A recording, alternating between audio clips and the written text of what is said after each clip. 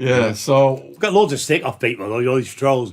That never really happened. That didn't happen. This is like, oh, the fuck. Here's one funny thing Jamie got the other day. When I was in home house in 1992, Lee Duffy was nothing but a bully. I said, well, that's fucking funny. He died in 1991.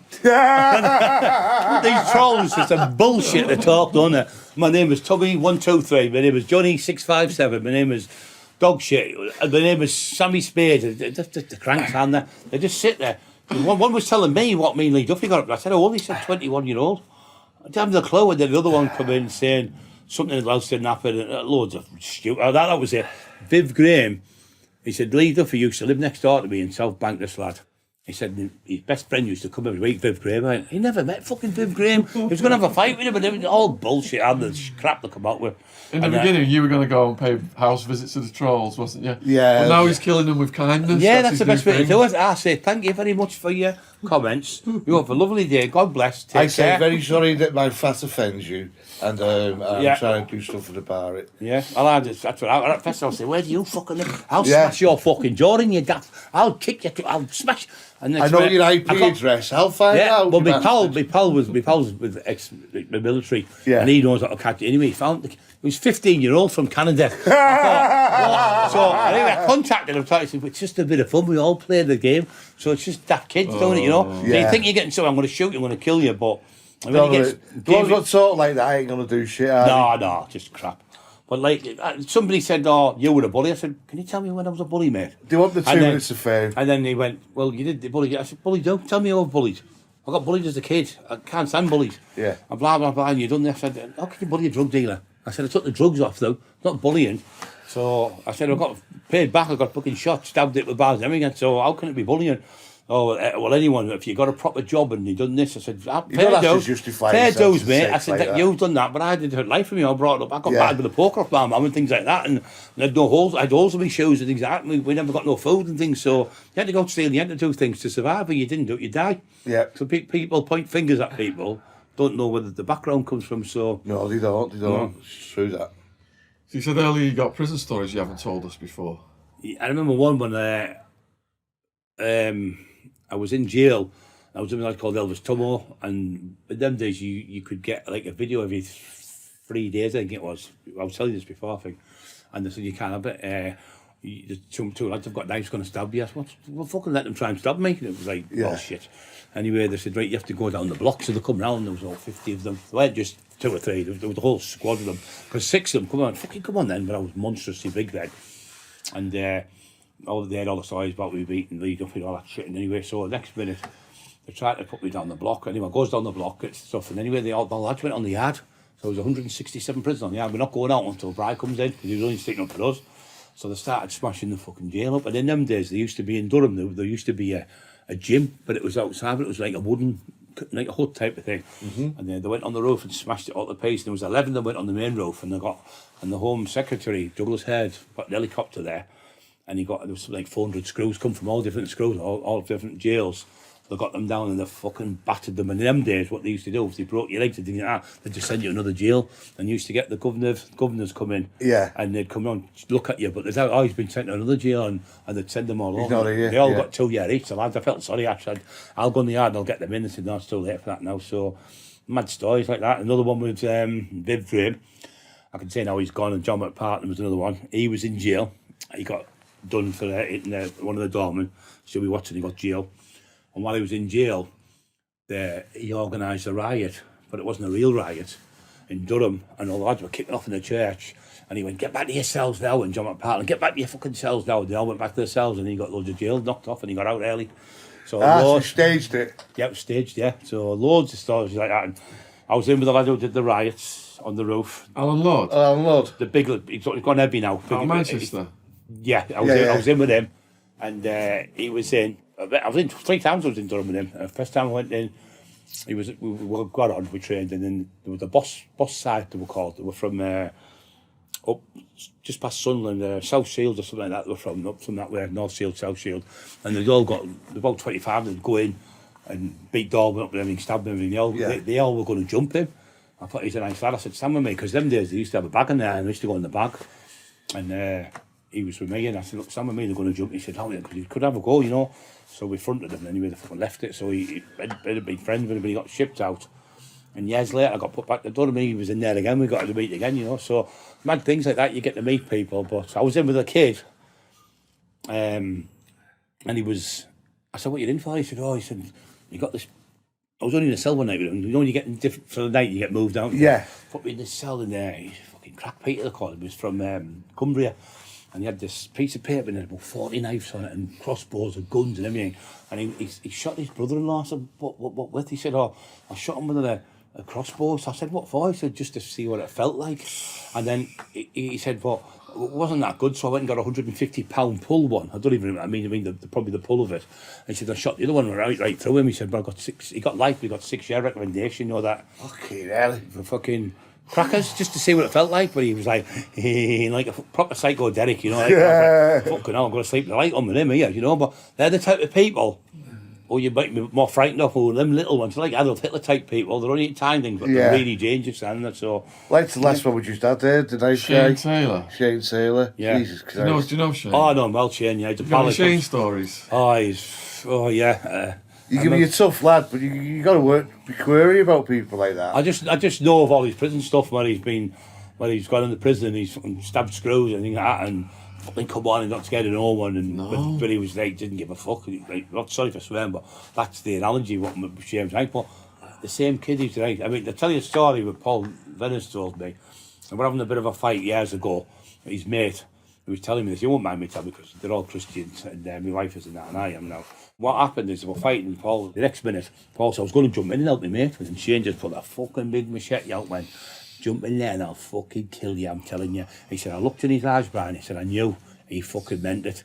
And he said, later on, we were all out playing on bikes, and he said, no, we're all out one day, and he come on inviting the other lads, said, there he is on his own, there was about 15 of them, and Paul Venice, who's playing Lee Duffy, he's going to play Lee Duffy, the actor.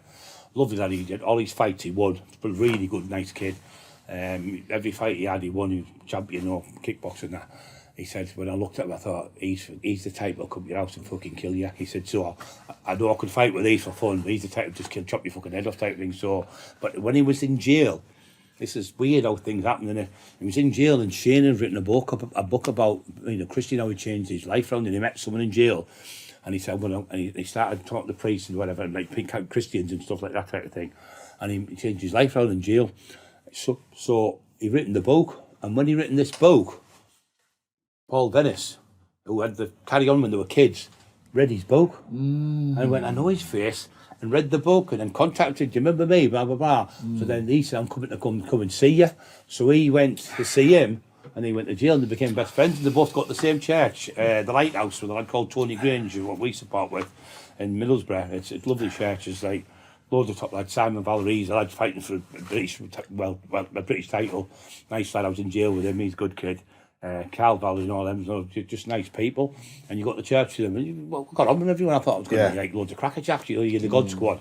Just really intelligent, nice people, I thought, this is better than helping people than bloody hurting people. So that's what we've been doing. Me and my wife, we've saved 21 people from committing suicide in the last 8 months. Talked them down. It's just phenomenal going to bed. People have contacted me because I'm doing a thing for it's okay not to be okay. It's Tony Wiltshire, he's down south. All the links are on my Facebook to contact them. And what they're doing is they're helping people. You don't have to spend any money. You can speak to these people. They'll help you. And it's all confidential. But a lot of them are ex-army lads with that. It's a PTSD. PTSD. Suffer from that. But I say to them, look, instead of suffering in silence, speak to these people and they'll help you. And they've been brilliant talking to me. And I've been doing another one with another lad, just another podcast with a lad called Les Peacock. It's called Changing the Game. And we've done that, and we've had 86,000 views in 4 weeks. And we've had 980 something likes, and about 32 arseholes didn't like it. Yeah. But what we're doing is, so what I've done here about these trolls, they don't bother me. It's just, I think it's divvies. But I thought, why do they do? Because I love psychology, I'm right into it. So I put in the clouds.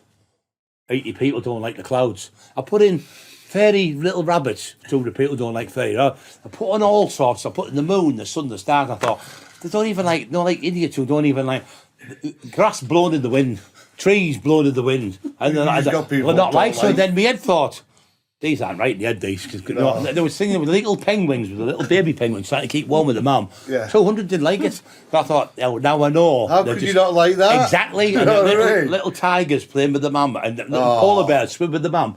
Don't like them. I thought, so these are deranged people down there. So. And he helped the videos get more views. Yeah. The most viewed video on the channel, it's got 5.6 million views and it's got 10,000 dislikes. Yeah. So what happens is, a lad called Rich Piano, bodybuilder, he has in America, he said, I'd rather have 100,000 dislikes because you're making me more money, so just keep fucking calling me because I love it, he said, because all you're doing is make me more richer. He said, 1,000 likes, oh, it'd be brilliant. He said, but 100,000 makes more money, so just keep disliking it. So it's mad when you think about it. It's like that quote, isn't it? As long as they're talking about you, Yeah. it doesn't matter if it's good or bad. Good or bad, yeah. If they're not talking about you, you fucked. Yeah. I have another one. If the good people are talking bad about you, you've got a problem. If the bad people are calling you, it doesn't matter.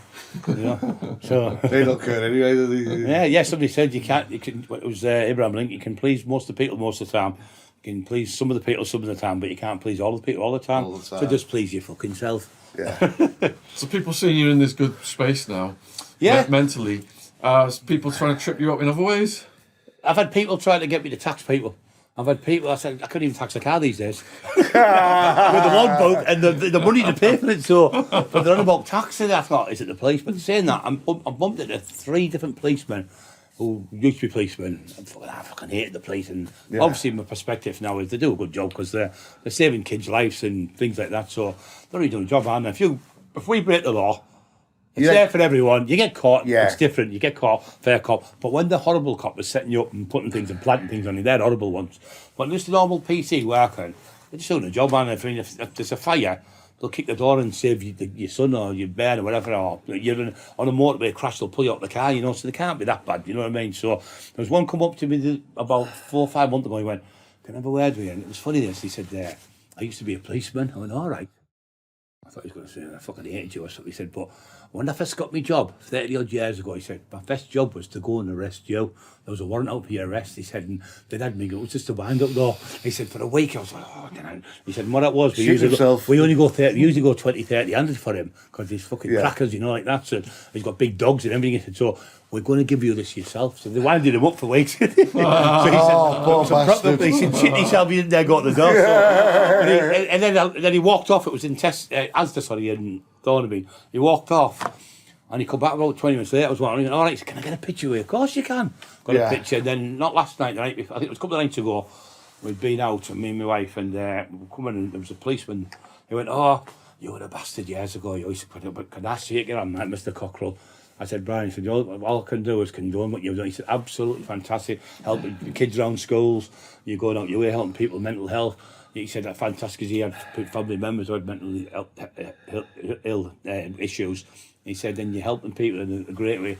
And he said, I never thought the day that I'd see Brian Cockerill helping people and not. Wow. He said, so you're doing fantastic. Keep up the good work. But he was really proud of me. You know, high, like chief inspector type of one. That's really high. From day one, you've helped people. Cause I've seen a documentary where, like, someone's gone to rob someone's car and stuff, and you've got to get it back for them. Yeah. Or if you find, like, an house burglar, you give them a fucking slap. Yeah. You know what I mean? You've always helped people out. I think like neighbourhood, haven't you? Well, I think it's a bit like the Robin Hood, isn't it? You know, like the Crays were like that. They wouldn't let old people get there. I wouldn't let old people get there. I've gone to houses where I've gone to tax people, and I've got to the door and there's been a woman, 5 kids, 4 kids, 3 kids in the house, whatever. Walk away. And you think, fuck it, 40 grand's now. You can't do things like that. And I've never made a statement. I mean, I've never grasped anyone. I've never made a statement. I used to hate the police, but I was like watching them all black and white, like James Cagney, I'm on top of the world, Ma, and all them. They're funny, aren't they? They were fucking brilliant films when you were a kid, and I thought, if I could be like him, nobody would bully me. So I always wanted to be a gangster when I was a kid. I know it sounds daft, but I thought nobody could bully you, and James Cagney just slaps him. And in real life, he was about that big one again. But when you're a kid, you used to think, if I could be like the Hulk or him, or I like him, but people couldn't bully, because that's another thing, what we stepped, thinking on. Lee Duffy, when he used to go out, he was like terrifying, and he'd go out when he was on the crack or the coke. It was like schizophrenic, you know, one thing, Jekyll and Hyde. So he'd go out with the thing, and he was like, do you remember the Terminator, Arnold? And when you seen him, you didn't realise he was a robot until his eye come out, And then that picture was going, that was Lee Duffy, like scanning everyone, looking. And he'd go in, he was fucking a bully. I'm not sticking up for the lads. I loved him a bit, but he was a bully. I've never seen anyone knock out a whole team of bouncers, and I'm reading this about Lee Duffy. Did you see him do anything like that? No, I know he knocked 4 doormen out. Emma was with me one night when I knocked 5 doormen out in silks. And you knocked 5 out? I knocked 5 doormen out.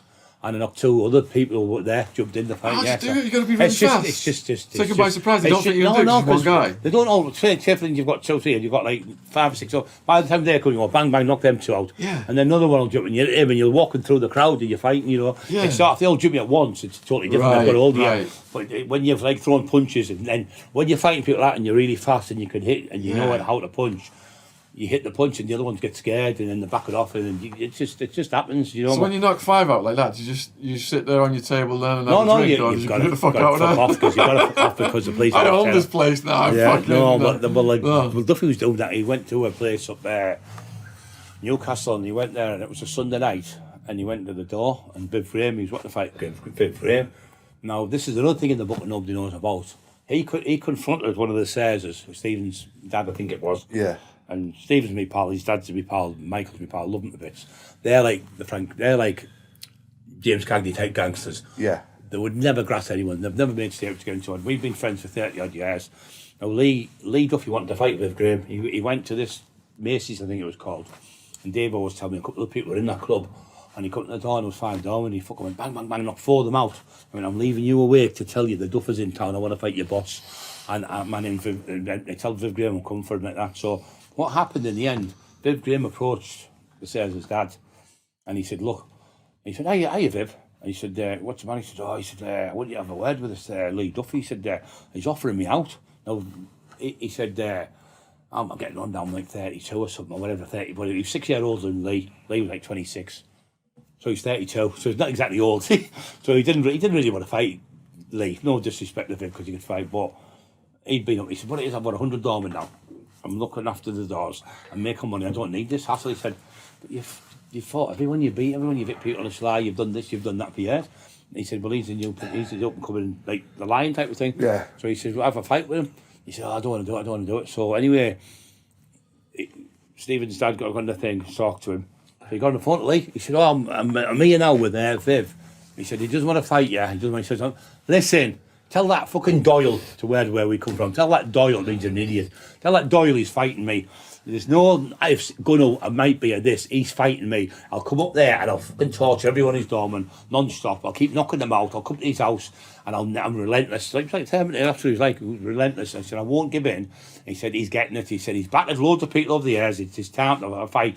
Now, what Stephen's family member said was, if you have a fight, it'll be a square go, like 1-to-1 on the cobbles. And you know, no, so I'll probably get shot with all your family and all this fucking shit. They'll coming out with all this bullshit. He said it's just a straightener, and so, but he didn't want to do it. Then I went to fight Viv Graham in 1992, I think it was.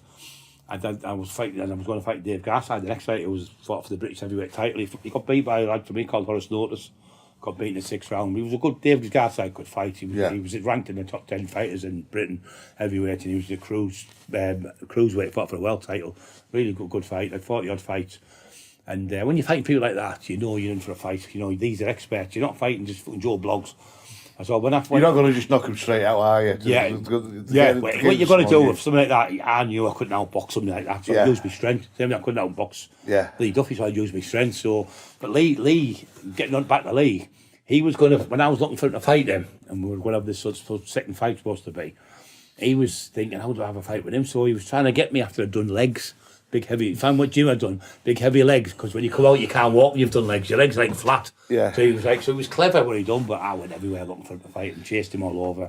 He just didn't want to fight, he made friends with me. But getting back to the Viv Graham, I went to Newcastle on the Friday and I met Stephen Sayers, Stevie Abaddon, and there was loads of other people in the nightclub, and I went in just like MC Emma, you know, big baggy fucking trousers. I thought I copied off Lee, because Lee used to go in the clubs with shorts on like this, and a t-shirt or a vest, and you can't get in, but he'd do it to everything, try and stop me like that. He'd walk in, there'd be 10 doormen, he'd just walk past them, or he'd go in the Mall with his 15 doormen, and the Mall was a massive nightclub, one nightclub of the year, 5 years in a row. It was like big, and it was like a London nightclub, like Stringfellas. And he went in there and the doorman didn't stop him, so the owner, Javid, pulled him and sent one of the people the next day to pay him off, and they met him in a hotel across the road called the Swallow Hotel, and they gave Lee £2,000. Another story people don't know about. Just to stay out of the club, yeah, because his doorman were embarrassed they couldn't keep him out. So that's powerful, yeah, you know. And we'd go out, and here's another one I got in trouble for, because I think I told you, I got in the car with Lee. It was a Fiat Panda. The Fiat Panda I supposed to have got in, I said to use. White Fiat Panda. I went, well, he must be a time traveller, because them Fiat Pandas, or Punto, or whatever it was, vice versa, they didn't get made till 1993. I went, oh, for fuck's sake, I got the car mixed up like, the Panda instead of a Punto, or a Punto for the Panda. I went, no, the trolls, fucking hell, they just, anything, they make shit. Any shit, so. But Lee was awesome, and I went to fight the Viv. I'm going off the track a little bit. I went to fight Viv on that night. I thought, I'll fight Viv Graham, because if I fight him, I'd had any beaut was me other pal, he was the best in Sunderland, me and him, and people were trying to cause a fight between me and Jimmy and Gary Robb. But Elvis Tomo, my pal, knew him, so I went and seen her, and we ended up shaking hands, being the best of friends. Always been his friend. He was the only person who beat Viv Graham in the ring. Any beaut, fantastic lad. And his best fighter was Rocky Marciano. He's built like him, the same type of build. Really, really good lad. But so I went to the Viv Graham one. It was Madison's, Newcastle, and I went to the door, and the door said, you can't get it like that. I said, who fucking can? And Stephen says, when I said, you want to fucking die? That's Brian Cockerill. I went, oh, sorry, Brian. So I got in, and there was a lad in there, and he was a boxer, and he was when I fought for Britain after this. And I thought he was related to Stephen Bank. He was getting on me fucking tits, see what's going on. How hard he was. What's your name? He went, Brian. He went, Brian, what? I went, just Brian. What's your name? And he kept getting me out. I said, do you know when you go outside, you get like a green railings round the, to stop you getting knocked over in the road where you push the button. We stood near them outside the Madison, and he was telling me how hard he was. I said, Michael said, he's doing my fucking head in him. So he said, anyway, next week, I ended up slapping him and knocking him clean out. Big, massive lad. One slap, and Stephen said, fuck, Viv Graham can't do that. But that night when Viv Graham's supposed to come, someone phoned me, said, Brian Cotterill's in the club waiting for you, wants to fight you. He didn't turn up. So Stephen Ray, you know Stephen Ray? Yeah. Stephen Ray said, it's funny how he's supposed to be the top fighter in the North East when he wouldn't fight Viv, he wouldn't fight you, and he wouldn't fight Lee Duffy. So obviously, you know, but both of them, God rest their souls, have gone now, so no one's calling people names. We just tell people ask me, we had a Q&A, questions and answers. So if somebody asks me a question, if they ask me it 100 times, I can only give them the same answer 100 times. Exactly. So people are like, well, we're sick of being the same stories, and I went, it's Q&A. But we had, I think I got something like 15,000 people watched it in the first night. I think it was 350 likes and 2 dislikes. Probably the ones who didn't like the Penguins. But yeah, it annoys you, and like they're not like little fluffy penguins and things like that. I think you're sad. How could you not like that? Exactly, you know. So if they don't like them, I'm trying to. This is for other people out there who's getting trolls. Yeah. Even if they hate little penguins and little tigers and little things like that, just shows you they're just horrible. Get a life, you fuckers. Yeah, get a life.